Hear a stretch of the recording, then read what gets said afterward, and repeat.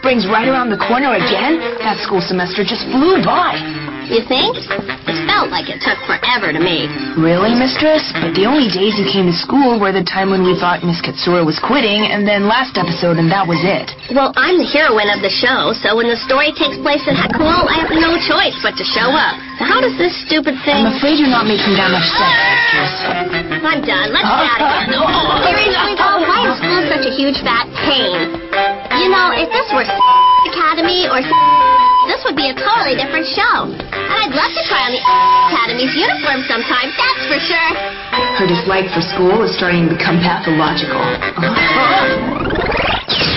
Well, what do we have here? Look at that. If it isn't Mr. Hayata, Miss Nagi. What a coincidence. Yeah, what can we do for you guys? We thought we'd take part in a club activity for once in our lives. A club? Really? You guys don't seem like the club types to me. This comes as a shock. Are you in or out, Hayate? Huh? In or out of what? What? You'd love to participate? Well, that's just swell. Huh? Then follow us to our club room. This way, this way. Huh? Hey, wait a second here. So far, so good. This may come as a surprise to you, but in the middle of Tokyo, there is a huge mansion surrounded by woodland. The mistress of this modern-day castle is Nagi Sanzama. Her butler's name is Hayate Ayosaki. These two are slightly scatterbrained and prone to misunderstanding each other. But they are bound by a tight bond, a bond that may prove to be unbreakable. This story takes place back when were still able to fly with their own wings.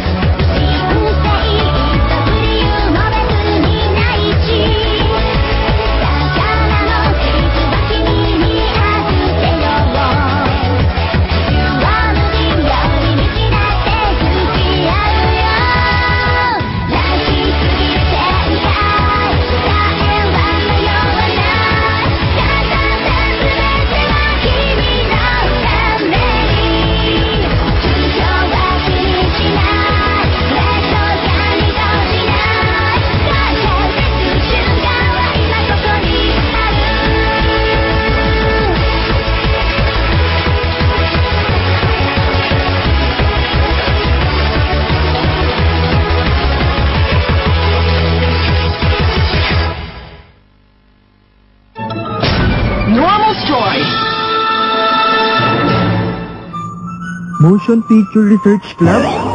Mukhang kakaiba ang club room nyo ah. Ginawa kasi ang building na yan ayon sa taste ng founder ng club na ito.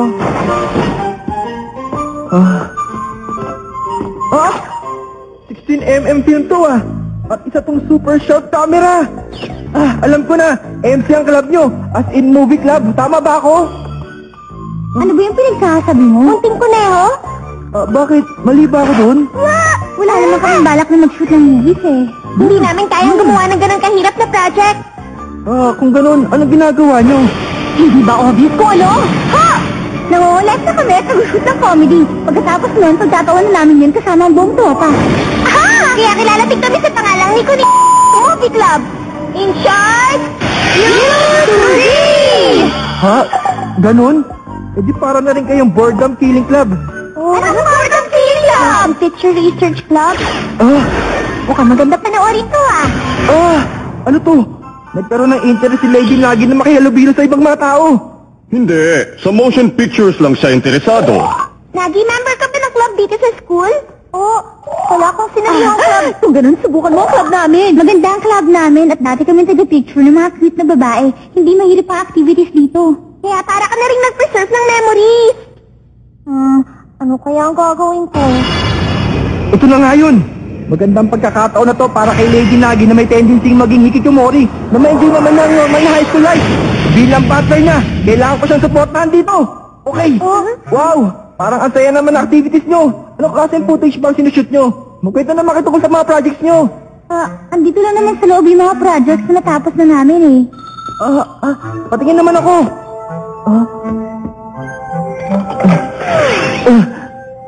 Sabi niyo kanina kumukuha kayo ng mga footage sa mga kita babae, hindi ba? Hello, ako si Hayako Ayasaki. Ang dito 16 years old. Ang mga gwapong lalaking nanonood, nakapag-date naman kayo sa akin.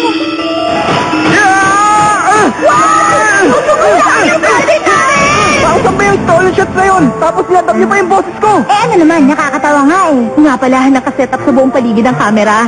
Mula sa pinaka ng sumulong hanggang sa tower room ng doon kina Minamoto. Huwag niyo nang kunan ng video to. Tigil niyo na yan. Tama na yan. Kung ito na lang kaya.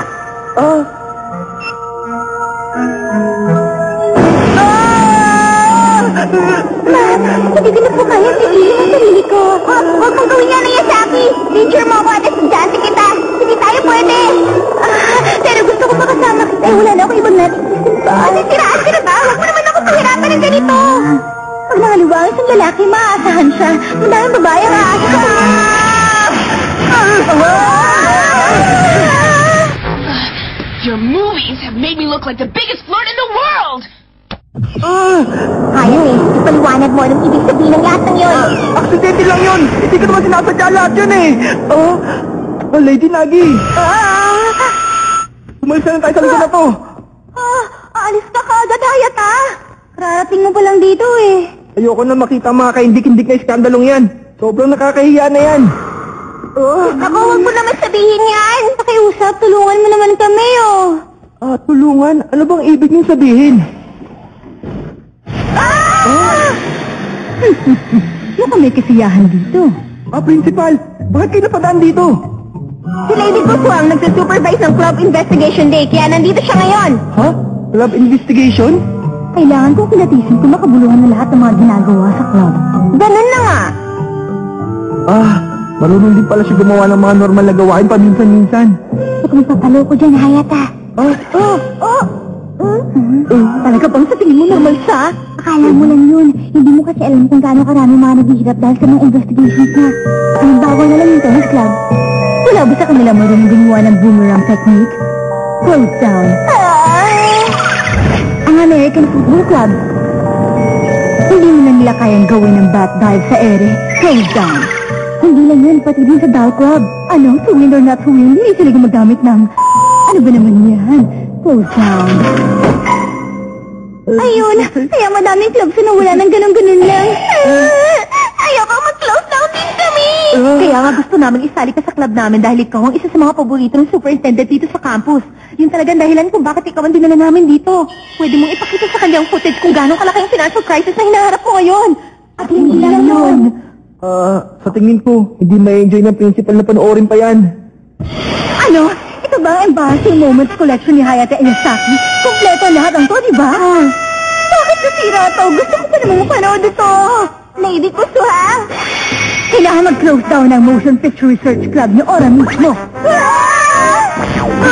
Simula bukas, itatayo niyo na ang Ono no Imo ko Research Club. O kaya ang Itudon of the Nose Research Club, maliwanag? Pwede bang yung medyo normal na club naman ang simulan nila?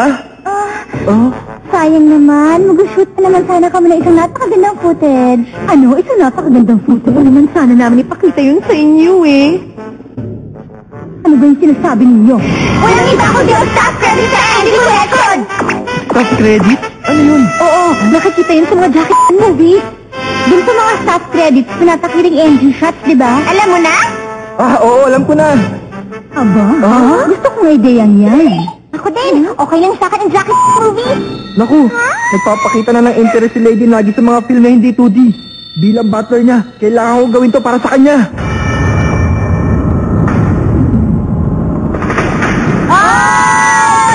Ito na ang uling pagkakataon mo para mag-back out. Good talk! Hayate! Ang galing! Dapat makapture ko to. Sa tingin ko, kailangan niya na tumigil. Eto na! Handa na ba kayong lahat? Yan, Jack! Jack! Talon!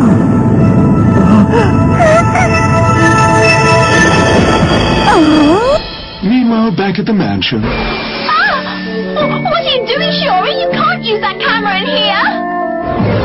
Hey! What are you doing with that? Oh! And I thought that hideous footage was lost forever. In this crazy networked world, things you thought were lost can be found again and spread all over the net with a click.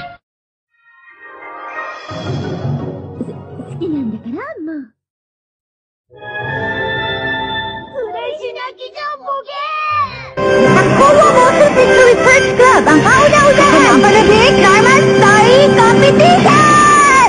Ha? Para saan naman yun? Tinatanong mo ba yan? Obvious naman kung bakit, diba?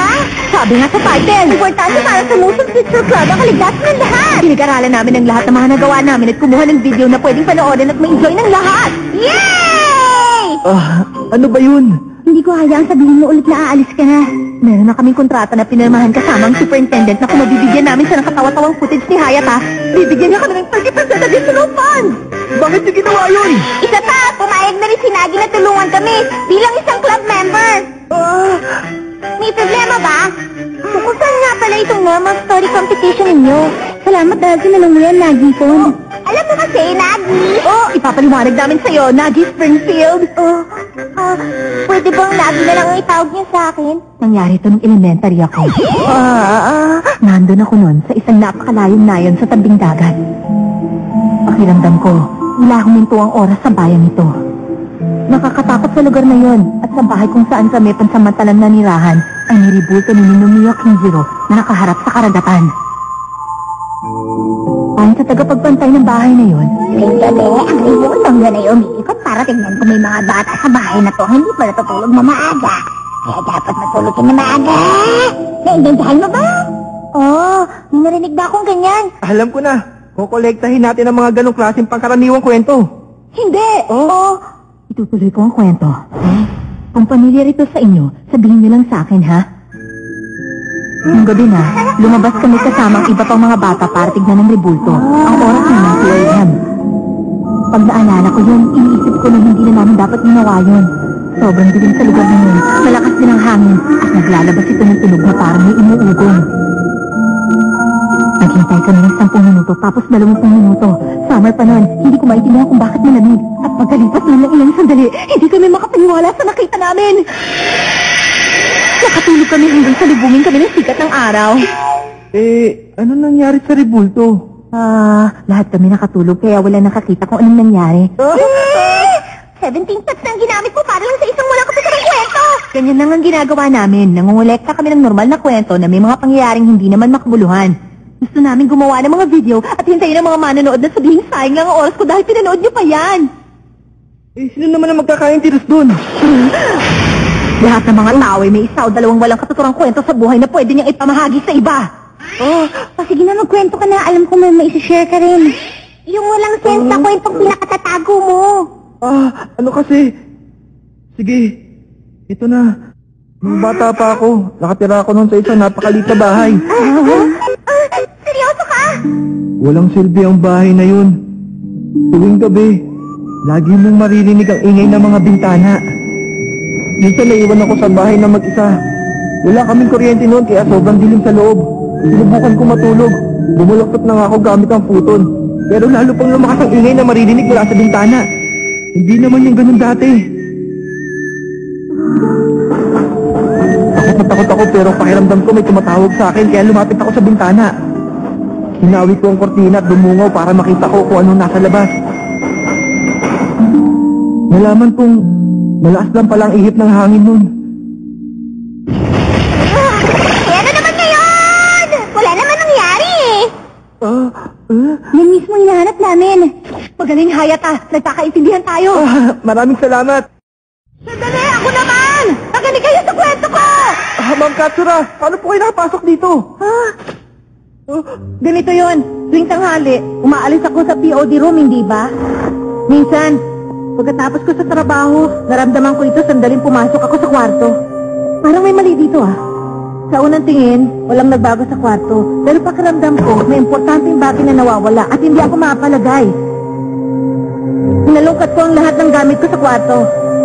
Tapos, saka ko lang nalaman kung anong bagay yung nawawala sa akin. Yun ay ang... Ano yun? Nawala pala yung pera ko sa wallet ko! Ano kaya yun? Gawa-gawa mo lang yun eh. Sigurado kung ginastos mo lang lahat ng pera mo, Ma'am Katsura. Teka, nasa na yung mic ko? Mare, pwede niyo bang pakinggan ang kwentong ibabahagi ko sa inyo? Ginoong Klaus, hindi mo naman siguro nakakalimutan na eskwelahan ko. Sa puntong ito, magsisingit ako ng mga eksenang kinakailangan kung merong pagkakataon. Kaya, sa mansyon ng mga Sansidin, meron kaming alagang aso noon na ang pangalan ay Lucky. At doon namin siya pinatira sa yard. Oo nga pala, nagkaroon tayo ng aso na may low IQ na gaya na... Talagang napakaslow ng asong yun. Pero tuwing alas 6 ng gabi, lagi siyang babalik at magpapahinga sa kanyang tulugan. Isang araw, hindi siya bumalik nung nagsisimula ng lumubog ang araw. Hindi kasi namin siya tinalian, pero mukha namang hindi siya nakaalis sa mansyon dahil sa laki nito. At dahil may low IQ nga siya, mahirap isipin na posibleng naligaw siya sa bakuran. Hinanap ko si Lucky buong gabi, pero hindi ko siya makita hanggang sa lumipas ang isang araw. At ang pangalawang araw, hindi na nagbalik si Lucky. Pero noong ikatlong araw, nakita ko si Lucky na nagbalik sa kanyang tirahan. Paano nangyari yun? Doon na nagtatapos ang kwento ko. Salamat sa pakikinig. Salamat. Ano nangyari dun sa 3 araw na pagkawala ni Lucky? Ewan. Ay! Okay, ako naman na magkukwento sa inyo ngayon. Nung nalilinis kami ng bahay, merong nakita si Kutetsu sa isang sobrang lumang wooden box. Sa loob ng box na yun, ay merong fossil ng kamay ng kapa na na-preserve sa loob ng maraming taon. Sa loob din ng box ay merong scripture. Sabi dito, gagantimpalaan ng kamay na yun ang magmamay-ari nito ng 3 kahilingan. Ginamit mo ba yung 3 kahilingan? Nakakatakot, baka may masamang sumpa yun. Ang ginawa namin ay, yung fossil, tinapon namin yan bilang non-combustible trash. Question, hindi ba combustible ang kamay ng kapa? Tama siya, combustible na yun. Ganun ba? Oops, mali pala ako. Oo naman. Napunta na sa mga basurang kwentuhan ko. Ayos, ako naman ang susunod. Alam niyo ba kung ano ibig sabihin ng salitang doppelganger? Para ka na rin nakakita ng kakambal mo dahil kamukhang kamukha mo ang nilalang nito. Marami nagsasabi na ang sino makakita ng doppelganger ay agad namamatay. May nakita na rin daw nito sa Lincoln bago siya ma-assassinate. Ang Japanese poet na si Murosashi ay nakakita na rin daw ng isang doppelganger. Ngayon parang nagiging urban legend na ang kwento. Hindi ba ang pangalang Murosashi ay katunog ng salitang Susashi? Isa pa, ang Tuday mo Togurashi at Taisho Democracy ay magkatunog din. Hindi lang yun, ang Jurassic Park at Duke minsan... Wala naman pakialam ang mga tao sa ganung mga bagay. Kung maniniwala kayo o hindi, basta bahala na lang kayo. Excuse me? Pwede ko ba ibahagi sa inyo ang kwento ko tungkol sa tirahan namin? Misaki! Lumang-luma na kasi ang bahay namin at kapag may umaakit sa hagdan, nakakatakot ang tunog nito sa bawat hakbang. Isang araw, ang buong pamilya ay kumakain sa first floor pero may narinig akong ingay na nagmumula sa hagdan. Sabi naman ng nanay ko talagang lumang-luma na rin ang bahay namin kaya pinarenovate na namin ito. Normal nga ang kwentong yan. Ano kaya yun? Napaka-boring naman yung kwentong ipinagmamalaki mo. Ikaw pala, Wataru. Kung hindi siya yun, iti... President? Tama yun! Ang lalaking nakatayo doon ay aming current motion picture research club president, si Wataru Tachibana! Pinilit niyo lang naman ako maging president, di ba? Kailan pa nangyari yun? Mahusay siyang presidente. Gumagawa siya ng mad anime opening scenes na kaya lokohin ng mata ng mga taong hindi nanonood ng anime. Hindi lang yun. Ang lahat ng mga Oriboy series, siya rin ang gumawa. Hindi totoo yun. Isa pa, kung papansinin yung mabuti, kahit isa sa kanila, wala namang punchline eh. President ka nga namin! Sige nga, ikaw naman ang mag-share ng kwento sa amin na may punchline. Subukan nga natin ang galing mo. Hindi ko alam yun. Ang sinasabi ko lang, gusto ko makarinig ng ordinaryong kwento na nakakaantig ng damdamin. Nakakaantig ng damdamin? Oo. Ito ang halimbawa. Tungkol ito sa kalawakan. Alam niyo naman nag-e-expand ang universe sa sobrang bilis ng speed, di ba? Oo. At alam niyo rin naman siguro na light ang may pinakamabilis na speed sa universe. Oo, common sense lang naman yun eh. Pero ang rate ng expansion ay higit na mas mataas habang papalayo ka sa Earth. Sa makatuwid, ang mga stars na malayo sa Earth ay mas mabilis na makakalayo mula dito. At pag nagtagal, darating din ang panahon na malalampasan pa nila ang speed of light. Napakabilis dun! Misteryoso, di ba? President, yun na bang ending sa kwento mo? At dito nagtatapos ang kwentong walang kakwenta-kwenta. May maganda pa kayong mangyayari ngayong araw? Ha? Giant Peach? Saan galing yan? Ito ang... Hindi ko maabot. Oo nga. Alam ko na kung paano. Bibili na lang ako ng isang latang peaches. Ring, ring, ring, Isa rin itong normal na kwento. Ang susunod na episode ay may kinalaman sa quiz tournaments. Ngayon naman, ay nandito tayo sa harapan ng kwarto ni Yukiji. Tingnan natin ang itsura niya pag natutulog siya. Pero bago natin gawin yan... Hello sa lahat sa mga nanonood ng Compass Toddler Hayate. Ito na siguro last episode kung saan kami magiging bahagi ng main cast. Marami na rin nangyari sa buong series at marami na rin kaming pinagdaanan. Medyo naiiyak na tuyo ko ngayon. Di bale, ang pagawa kasi nagbibigay daan sa bagong simulain. Magkikita-kita ulit tayo Ready? Bye-bye! Sinit, kasingin niyo na ako! Oy! Pwede niyo paglaruan ng rating at reaction mo ng 300,000 times!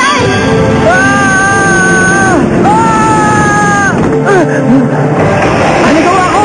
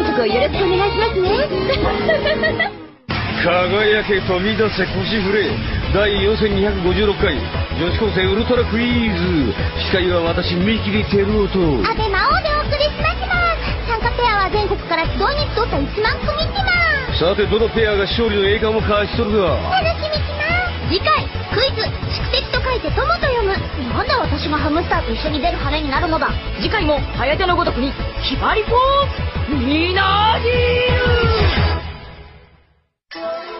この番組はジェネオンエンタテインメントとご覧のスポンサーの提供でお送りしました。